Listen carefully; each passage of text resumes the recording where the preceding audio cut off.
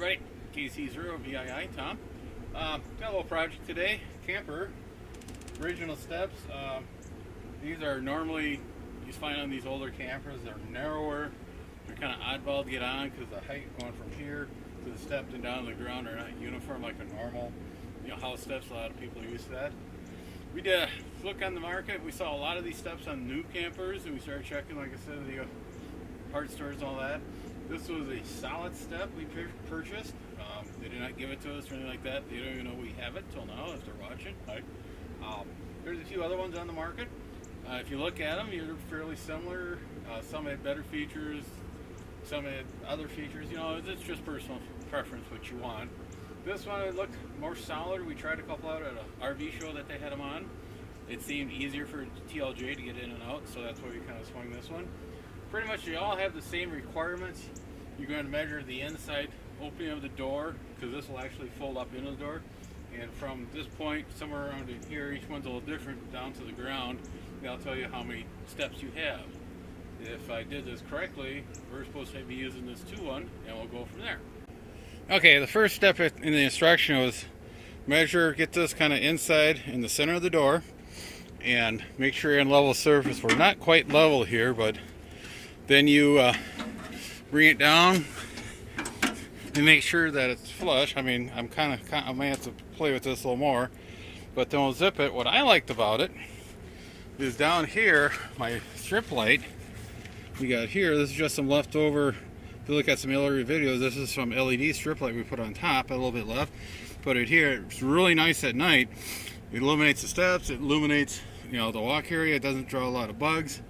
And one thing we did find out is if you do run that, at least have a light on inside, because you come through here with a bright light from the strip light. When you get inside, it's a little hard for your eyes to get accustomed to it. So, okay, to adjust the lock, you got 3 bolts. Loosen it up till it slides over, kind of like we got here.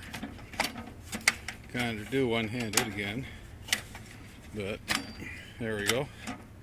And we'll just tighten those all down. Probably do it when the lock position.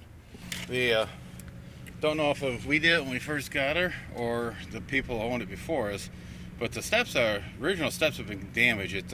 When they're down, they kind of lean out a little bit. They might have been out when somebody moved the camper. But as you can see, this works fairly decent. Flips up nice and easy. Got to push the door a little bit more. A little bit more. Oop, there we go. Get it in there and latches. Makes a nice and neat little deal. More continue. Okay, first thing I want to apologize. This project got way out of hand on the length of this. With the springtime, just for normal rush here in the greenhouse, and we threw COVID-19 on top. We had to do a pretty much unbelievable work there at the college, get everybody laptops to be able to set up work from home. And so now I'm finally getting back. As you can tell, it's no longer early spring here in North Iowa. It's about middle of June, camping season for us, full bloom. On the project here, we'll open the door. As you can see, the steps fold up real nice inside.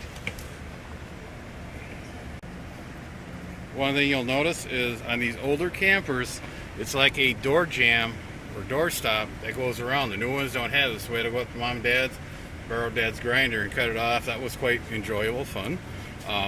This plate here mounts nice and good with some screws.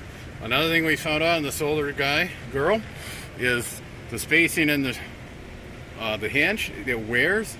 And I seen on YouTube a guy was saying, "Oh, just go to your friendly RV dealer, and they sell a kit, a handful of little washers you put in there." I ran around to a couple of RV dealers here in North Iowa, southern Minnesota, and they think I'm going crazy.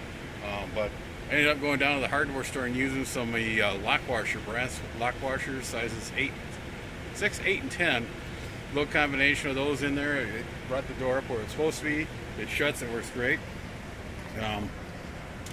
One thing you have to do is to operate this. You can actually do it one-handed. Open it up, unlatch it. It will come forward, and down she goes. Not on your foot, of course.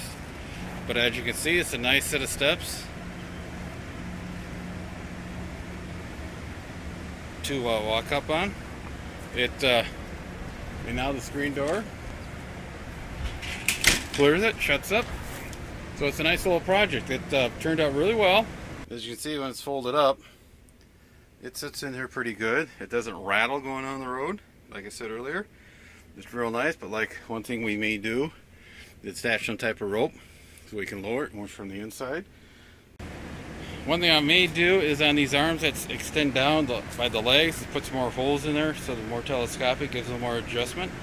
And I'm really concerned about that decal. Besides coming out of the box upside down, now you see it's starting to peel. And it's only been out in the weather for a couple of months, so if I was doing it again, I'd still do it on an older girl like this. I'd probably pay somebody to do it, one of the dealers to put it in, because it did take a little more involved than I thought. Again, design changes after so many years of service, so on these newer trailers it should drop in fairly decent.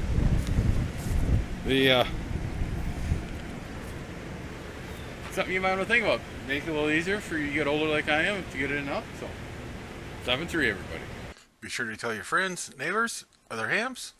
Subscribe, hit that bell to get notification when new videos come out. Add comments below. 7-3 everybody.